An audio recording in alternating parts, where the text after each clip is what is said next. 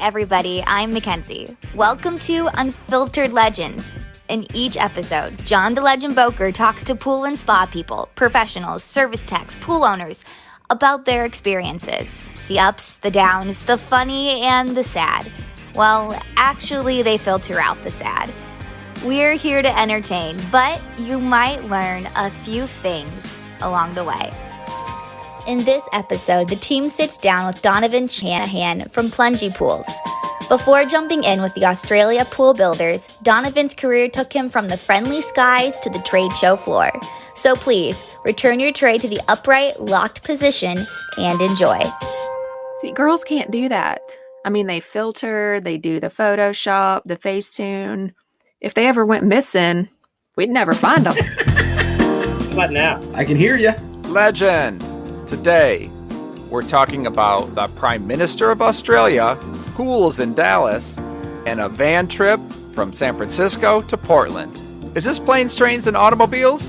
It's just another episode of Unfiltered Legends. He lost all his money because he picked up a hitchhiker after Vietnam. I'm upstairs by myself in a closet. Just got more awkward. The least popular podcast ever.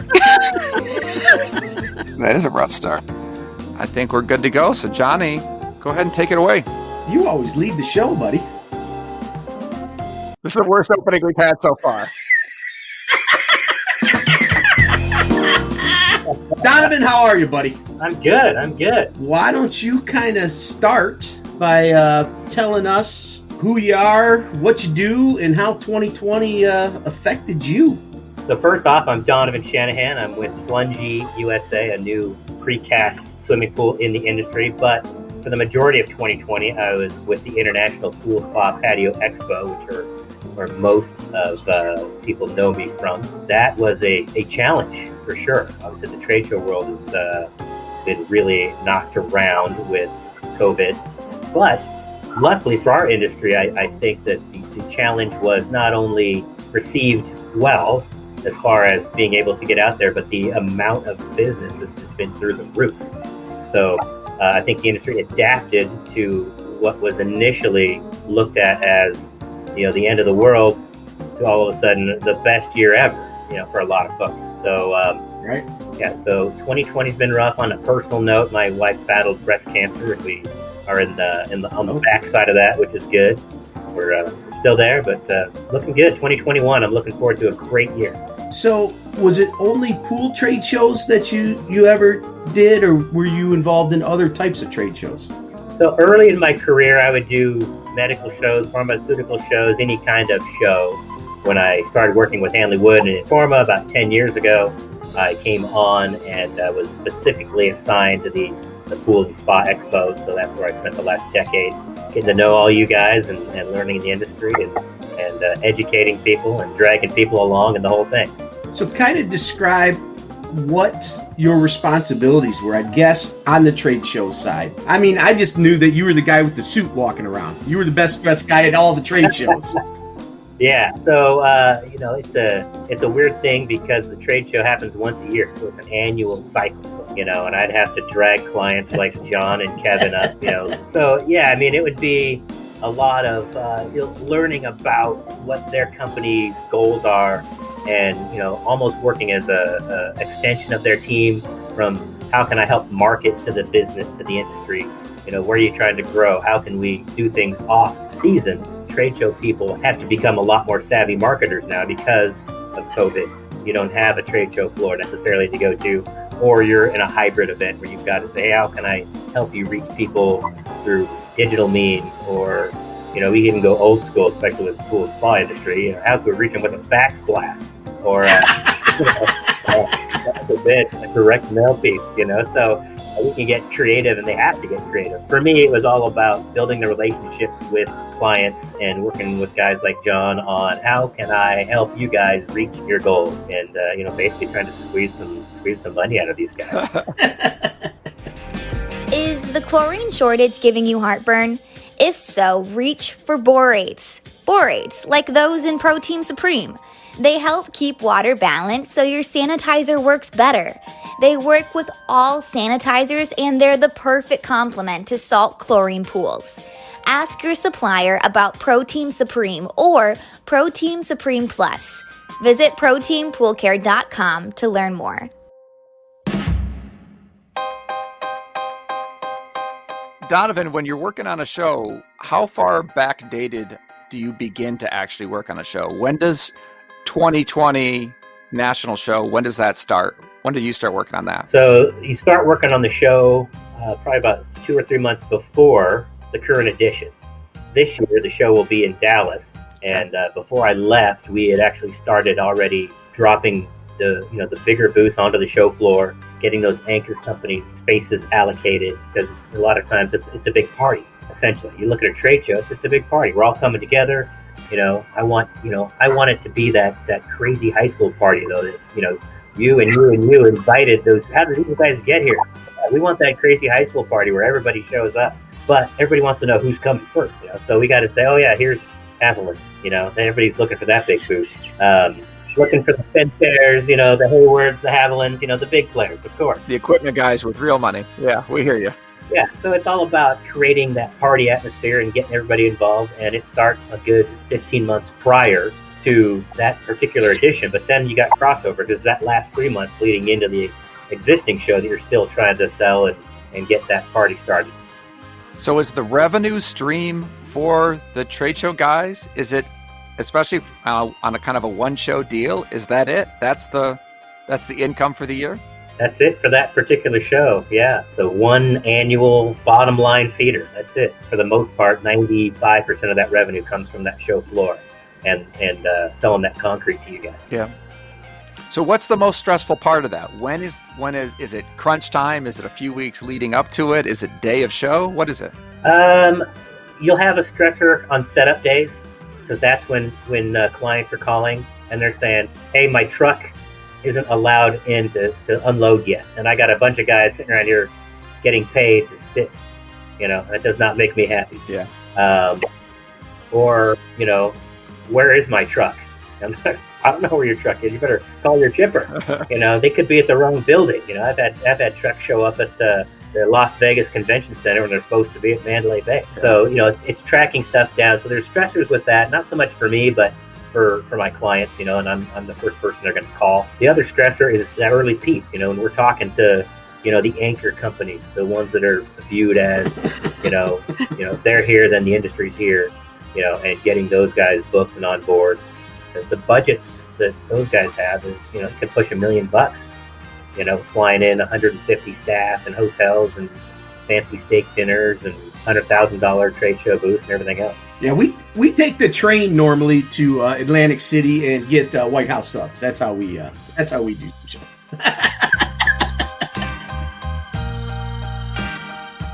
When 2020 starts falling apart on everyone, when does it hit you guys at the show that we're going to have to do something, or this is going to go off the rails? And what's happening? Do you know what's happening behind the scenes?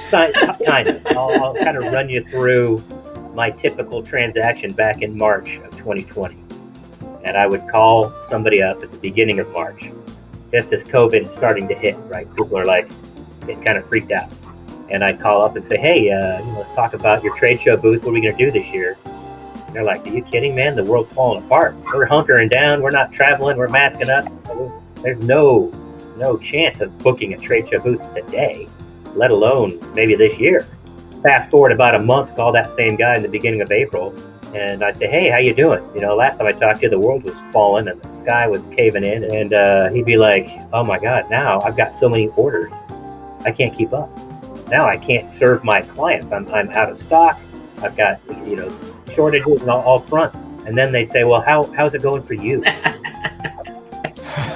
And I would say, have you ever been kicked in the balls?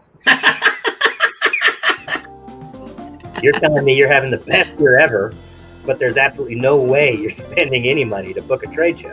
It was a rough few months. And then, in the uncertainty from, April through July, when, we hadn't officially shifted the show to a online format, that period of time was tough because people are like, you guys so obtuse, you're still hosting a show. And I'm like, well, man, that's 8 months away. I mean, who knows what could happen in months? We can't cancel the show. I got to say that your comment, the use of the word obtuse reminded me of one of my favorite movies, the Shawshank Redemption. What are you calling me? I like the vocabulary, buddy. You're in for life now. Speaking of escaping a lifetime prison sentence, then you jump into Plungie. How long were you a free agent? About 24 hours from what I saw on your social media? Yeah, I had a weekend off. So, the trade show folks had put together, some exit packages for folks.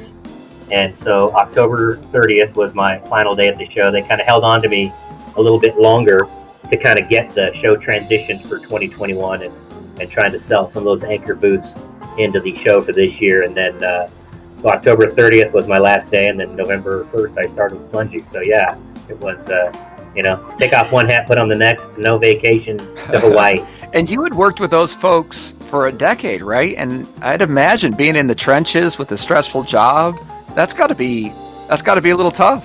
Yeah, I mean it's interesting. So I've worked at small companies and big companies throughout my career, and there's pros and cons to both. Coming to a launch company in Plungie here in the U.S. Really appealed to me because it was going to be a small team. I would have a lot more influence on how things go. Stain Drop All-Purpose XPH is the ultimate stain preventative formula. Each quart of XPH equals 30,000 gallons of pool stain prevention. Visit poolstaindrop.com to learn more. So talk a little bit about who contacted you at Plungie and who is Plungie. Who is Plungie? So Plungie is a brand that's part of a much larger group called Venlo Investments, and they own a product called Tough Build, and they've got a product called Tread, and they've got lots of other companies within the fold. But Plungie USA is the first brand that's launching in North America. How I came to be with Plungie uses a product called Eco Finish on the interior of the pool. So when somebody orders a pool, they choose the color, we finish it in the factory, then we'll ship it to them and do the install and get it done very, very quickly, which is part of the volume game. And my client for 10 years at Eco Finish called me one day in February and said, hey, you're going to get a call from a guy in Australia, and he does this precast pool, and he told me he's launching in North America, and I told him that he should call you. He's the real deal. That was the terminology. He goes, the guy's a real deal. Weeks would go by, and I think, my guy Kevin has filled me with hope and then left me hanging. And it's been a call from a guy named Ty Hermans, who was the brainchild behind the Plungie Pool and unstoppable force, pushing things. And he's like, hey, we're going to be in North America in March, so let's meet up, and in Dallas. So in early March, this is again just as COVID is breaking. Wow. We meet and have dinner with him and his wife. My wife and I went and had dinner with him and his wife, and then a couple of days later, I had a real interview, and then they went off to go do some other business across the United States. They went to Napa for a little wine tasting and preparing for these other businesses to come over. Fast forward about 3 weeks, and now, COVID is full blown. It's everywhere. And he calls me up and says, hey, we were planning to be here for about a year, getting this thing up and running, but we've got to get on a plane and get home because they're about to shut the borders. We're going on countrywide lockdown. So he's like, let's meet before you go. All right.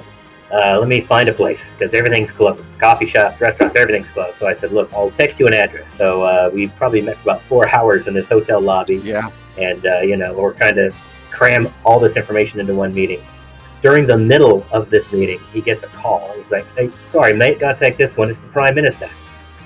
What? The Wow. Prime Minister of Australia reaches out to him and say, look, we need your manufacturing capacity in Australia to start producing PPE and medical masks and everything else. So within a matter of weeks, he's meeting with government officials to get his manufacturing capacity up to produce medical masks and PPE and protective equipment. And Chris over here, my GM, was telling me a story that Ty had the personnel in the building to assess the capacity to produce these masks. And they said, hey, look, you got a lot of what you need, but you don't have a secure clean room and a sanitized space to seal these things up. And and it has to be super clean. And he says, what's it take? And they kind of outlined the steps it would take and what benchmarks he has to hit. And so he went into the floor of his manufacturing plant where he had marketing and sales desks and people set up, and he said, okay, all you guys go home, you're working from home till further notice. One little off-color story, and I don't know if it'll make your podcast. Those are the only ones that make the podcast. Absolutely will. So, he puts out a LinkedIn interview, and it's him talking. It's a video interview. He's like, all right, need to get a couple of people who can hit the ground running, who know how to work with government contracts. Here's what we're doing medical mask PPE. We have a real no dickhead policy here, etc. And I keyed in on the no dickhead policy. So the next week when we're on our weekly call, I said, hey, Ty, I like your no dickhead policy. He's like, yeah, mate, you can flirt with the line, just don't cross it.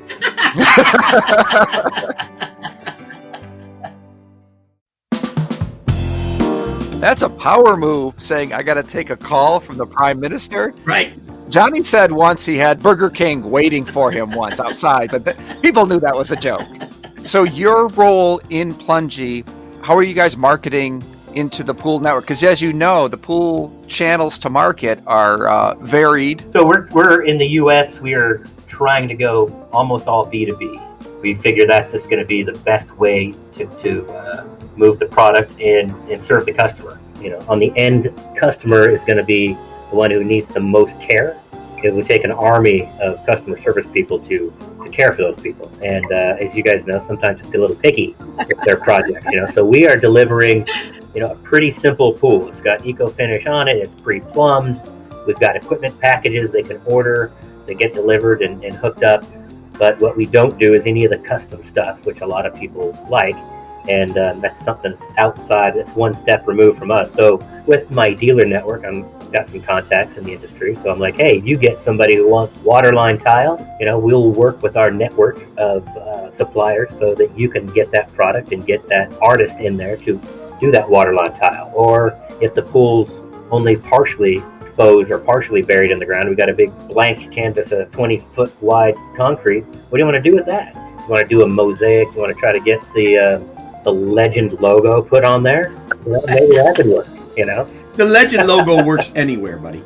Anywhere. So we want to let the B2B network do a lot of the work and take care of the customer better than we could on that end cap relationship. We are going to provide a lot of marketing power for the dealer, though. So our website is built to funnel all the leads into me, essentially into my team, and then we're gonna vet those leads and we're gonna qualify them, and then we're gonna shoot them out to that respective dealer in their area. The United States is a big country, man, so hard for me to. I was actually talking with a dealer in San Francisco area or Bay Area this morning, and I'm like, look, if somebody calls me up from San Francisco and says, hey, I got a little leak over here, I'm like, yeah, sure, hold on, I'll hop in the car, see you in 3 days.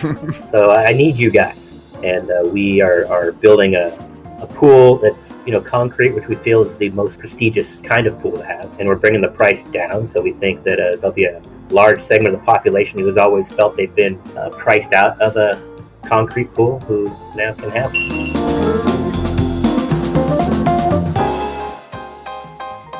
So with the pre-manufacturing, what's I signed on the dotted line, I want a Plungie pool, I signed Sunday, what day am I swimming? So when I get a lead from somebody and they say they request a delivery, we've got a spot to request a delivery, and I ask them 3 questions. Number 1, is the address you provided where your install is?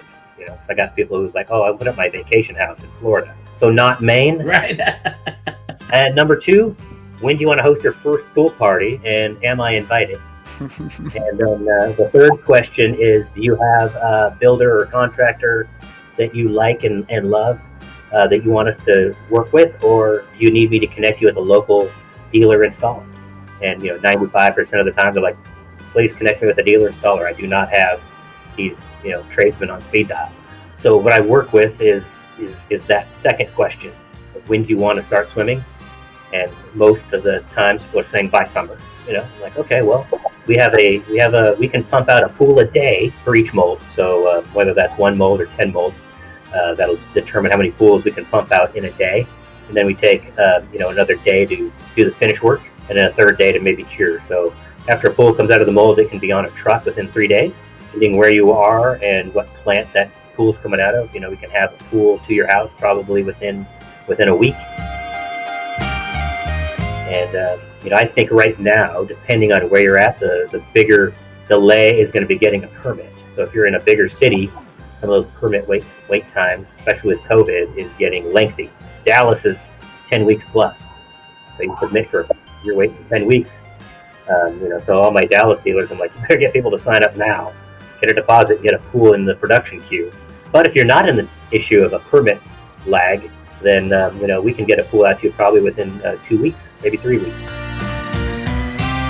Have you guys seen any delays in raw materials and like for us? I mean, there's again this whole 2020 bleeding into 2021 with production and manufacturing and getting people to understand that, hey, I might have the stuff for us to put in a bottle, but I don't have the bottle to put the stuff in, and so do you guys experience any type of those delays on raw materials or production? The only issue we've had a little bit is getting some of our white goods from our supplier, like eyeball returns or water stops, things like that. So sure, no problem with concrete with our plant, and no problem with the steel as of yet.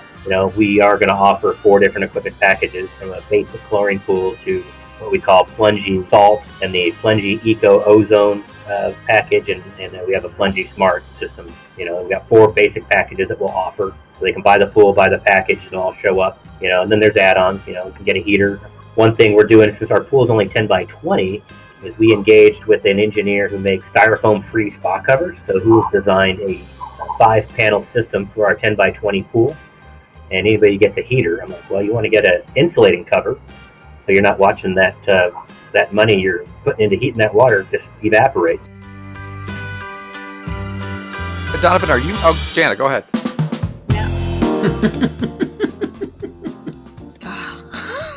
They always talk over me. I'm sorry, I didn't see you there. I didn't see you there. It's so dark. So, from my understanding, you pretty much work more with the homeowners than with builders.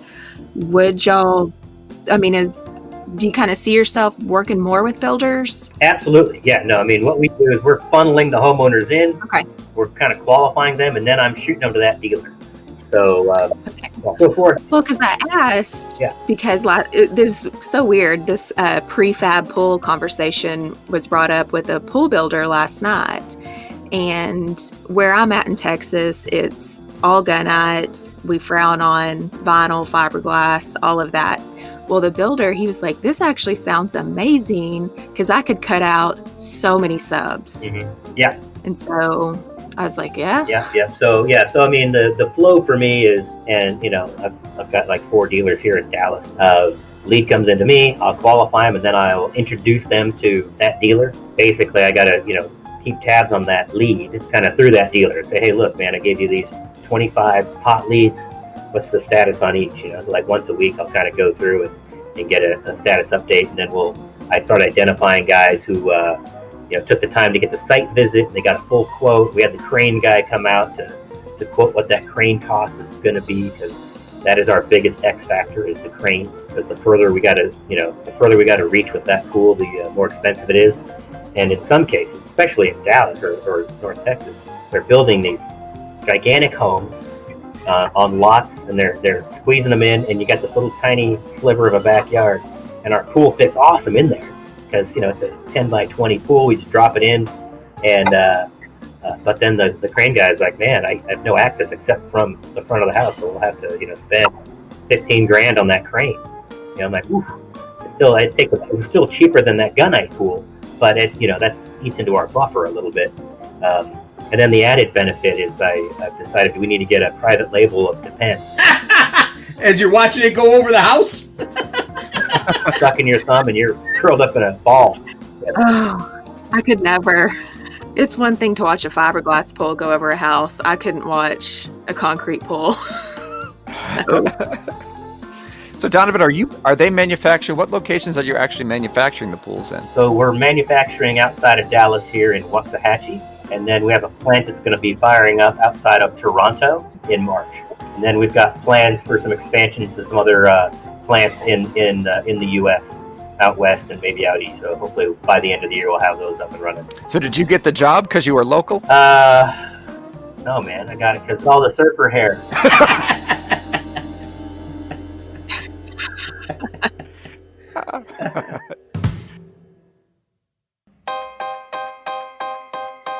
Before you jumped into the pool world, you were in another high-stress industries because you were in the airline industry for a number of years.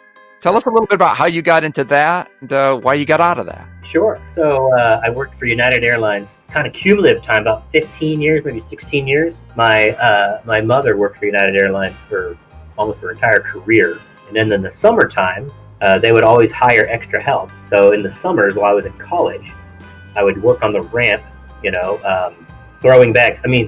Handling luggage. We're baggage handlers. It's not disconcerting at all that they hire summer part-time help in the airline industry. It doesn't bother me one bit. Especially with those heavy bags that said fragile on them. Fragile. The fancy ones. Yeah, French. Yeah, so I did that in the summers while I was in college, and they loved it because I was a cross-country runner, so I was always up early, and it was a good workout for me, But after I finished college, they said, hey, why don't you just come work full-time? And since I'd grown up with, free passes and able to travel wherever I wanted, kind of whenever I wanted, I still wanted to explore the world. So I went to work in Spokane full-time, again, handling luggage, and then working as an agent, and, inside, outside, you kind of do everything at those small airports, And about 3 years into it, my older brother wanted to move to New York. And, we both grew up in small towns in eastern Washington. And there's a lot of world out there. So I said, yeah, man, let's go check it out. Might as well. We're young. Do it now. And so I applied for any job with the United Airlines that would be, based in New York. And the flight attendant job came up. So I became a flight attendant. And I was based actually in Newark, New Jersey. But me and my brother and I lived in Queens for a year. And after about 6 months, we decided New York was cool to visit. But I continued my flying career for about another 8 years, flying up until 2005, 2006. That's when I kind of hung them up as far as flying goes, but definitely a high-stress environment at times. I like to say it's the lowest stress job ever, because as soon as you step off the plane, your job is done. There's no paperwork. There's no, phone calls I got to make, except, call home to check in, and then you're off to the bar with the crew. One of the most stressful times of my life was, of course, 9/11. Being a crew member, I was a reserve flight attendant, so I was on calls. I would be on for 6 days, and I wouldn't know where I was going or what I was doing. And I had to go to Shanghai. So they had called me and said, hey, we need you to stay an extra night because the crew the following day is short. We left Shanghai, and we're over the Pacific, and I get a call from the flight deck, and the captain's like, hey, listen, we got to lock the door. Some kind of crazy terrorist act has happened in New York, but we don't know anything. They didn't know anything. They just got a message saying, lock the door. There's been, an act of terrorism. And of course, we're all thinking, some kind of weird bomb threat or something,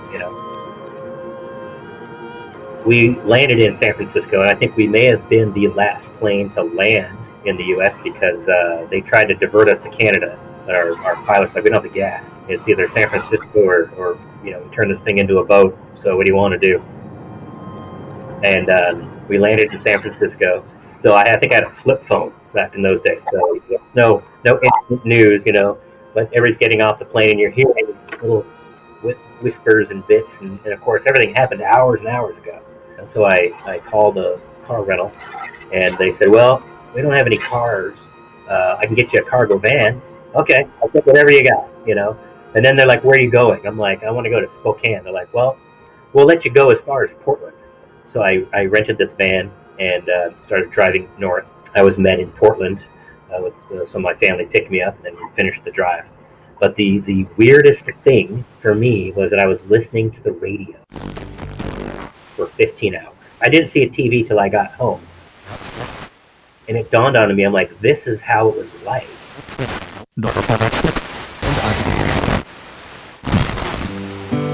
Before TV. people had only the radio. So it was kind of a real experience to listen to this for 15 hours and then finally see a TV 15 hours later, and it was still completely unbelievable. Was there any hesitation getting back into the air? I actually volunteered to take a furlough. United went through some severe layoffs and 2 bankruptcies. And so I was luckily in a position where I could work for my dad and take time off so that somebody else wouldn't get laid off. And I had, my daughters, I have twin daughters, and they were babies at the time. So I thought, I'll take time, I'll work, here. And then after 6 months, I went back. So my furlough time was up, so I went back to work. Got no hesitation on my end.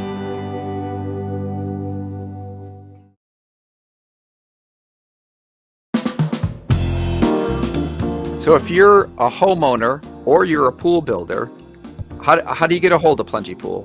You go to plungie.com. Our IP finder will say, hey, you're in the U.S. Do you want to go to the U.S. site? You click yes, and then you can learn all about the pool. Our social media feeds are the same on both. That's going to pull images from installs that are live in Australia. We'll have our own media with U.S. installs in February. We've got a job up in Nashville coming up soon, and then we'll have Dallas jobs as soon as we clear that permit hurdle. It'd be great to see some Plungie Pools at a trade show. Unfortunately, the timing poor. Well, with the show in Dallas, we've got some plans to get Plungie on a trailer and roll it out there. Hey, I'm always available for a cannonball, buddy. Nothing better than a fat guy jumping in a pool. That's what I wanted for Christmas was a cannonball, but I've got an interesting guy in Ohio who's like, I live on the lake and I got a bunch of people who want to get these pools, but I don't know how we're going to crane them in. I go, call your crane guy, see if we'll put the crane on a barge. That'd be killer. I'd love to see a crane picking up off one barge and dropping into place. And so he's like, my crane guy said we can do it. So I'm like, I'm in. Let's go. Cleveland Browns, Plungie, let's go. I don't like the idea of the boat named Plungie, but I like the idea of this project. Well, Donovan, we very much appreciate you coming on the show with us, and we hope to see you in person very soon again. All right. Thanks, guys. All right. Well, thanks again, brother. We appreciate it. Bye.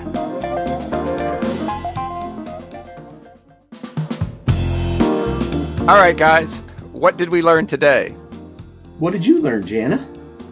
What were we supposed to learn? It's not a multiple choice question. This isn't part of the script. We learned that Donovan has worn multiple hats in his career. I mean, very interesting dude. I really, I made the joke of he was always the guy walking around in a suit at the trade shows. Really interesting career, and again, solid guy. And this Plungie pool that he's now with. I mean, you can plop a pool in everybody's backyard right at the get-go as you're building these homes. That's a great concept. I love the idea.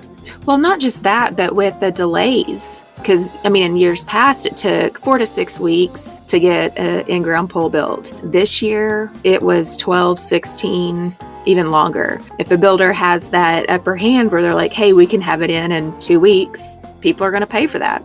Anybody who can get the Prime Minister of Australia on the phone should be able to get you a pump by the weekend. You know what I mean? Little kids and old people, the worst swimmers ever. All kinds of peanuts, buddy. Lots of peanuts being released.